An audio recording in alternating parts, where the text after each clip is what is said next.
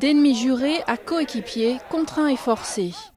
Ces adolescents thaïlandais ont été enrôlés dans un camp d'entraînement de l'armée. Ici, ils doivent travailler ensemble et oublier qu'ils sont habituellement membres de gangs rivaux de lycées de Bangkok. Ils disent des trucs du genre « Votre école n'est pas cool, elle est faible ». Une fois, ils sont passés en moto et ont commencé à m'insulter. J'ai pris mon couteau et j'ai entaillé l'un d'entre eux à la tête.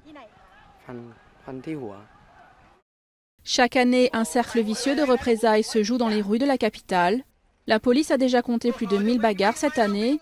Plusieurs lycéens et même un passant ont été tués dans les incidents les plus violents. Lors d'une opération nationale, les autorités ont découvert armes, grenades artisanales et machettes. Alors certains responsables ont eu l'idée du camp militaire. 10% des participants, quand ils arrivent au camp d'entraînement, ne sont pas bons. Et quand ils repartent, ne sont toujours pas bons. Ils n'acceptent pas le système.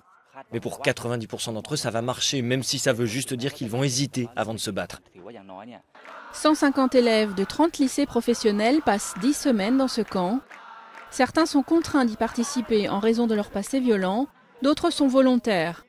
Ils doivent tous se soumettre à des exercices militaires difficiles et participer à des discussions de groupe. Au début, ils apprennent la discipline. Se réveiller à l'heure, manger à l'heure.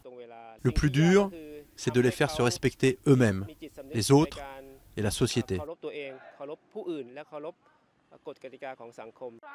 Avec l'espoir que le camp créera une certaine solidarité entre les participants, mais pas sûr que ces nouveaux liens pourront effacer la loyauté de ces adolescents vers leur gang.